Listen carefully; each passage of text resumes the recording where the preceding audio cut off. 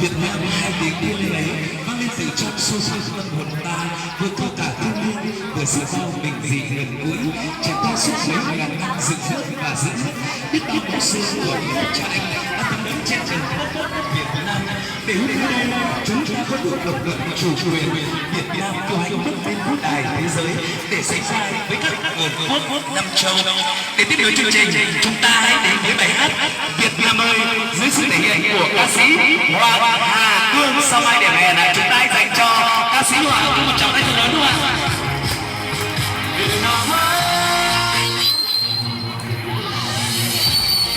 Đúng rồi, thế này không chúng ta nha, đi ơi. Việt Nam ơi, Việt Nam ơi.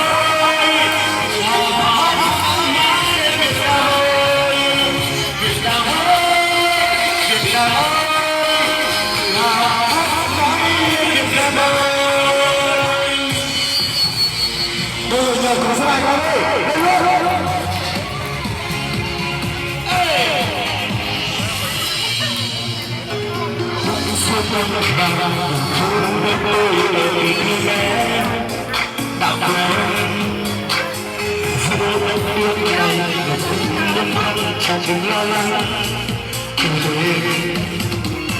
và gió quát tàn hòa trong tim sẽ vui cười và nắng trên lá xèo để dành người thăm Việt Nam ơi.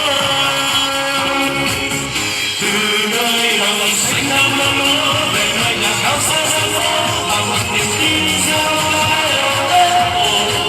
Từ nơi đảo xa hay non sông về nơi đồi cao hay núi trắng một vòng tay nối trọn Việt Nam. Bao la trời quê hương xanh đời rồi tay đón nắng mai cùng trồng hoa.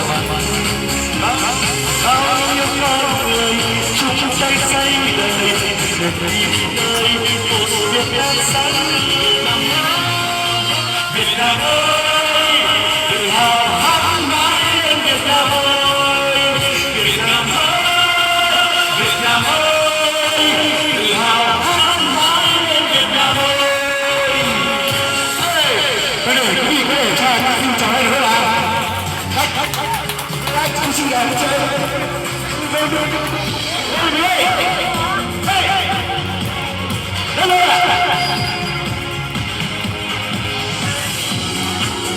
Quất là tôi học trong biết người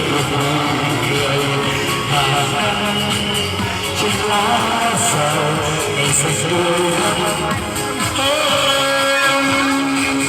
từ nơi đồng xanh lắm lúa về nơi nhà cao xa và một niềm tin gieo lại ở đất hồ.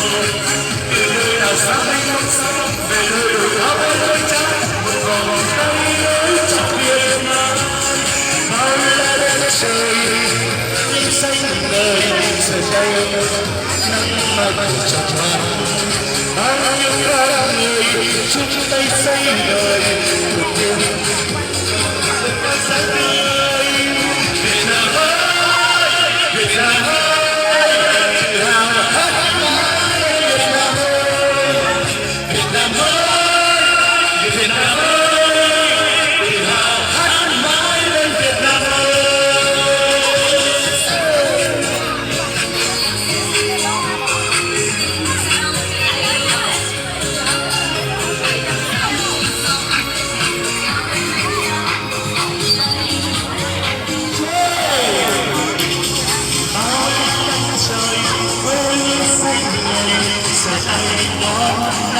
nhau trong tròn bao nhiêu nỗi tay xây đời từ đời một Việt Nam sáng tươi Việt Nam ơi Việt Nam ơi hát mãi lên Việt Nam ơi Việt Nam ơi Việt Nam ơi tự hào hát mãi lên Việt Nam ơi.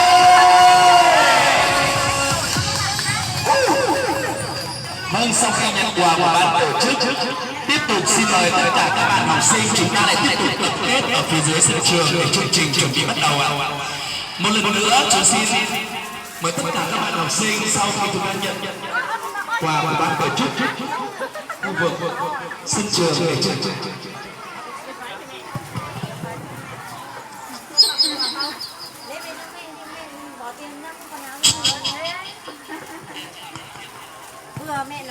Vâng, một lần nữa xin mời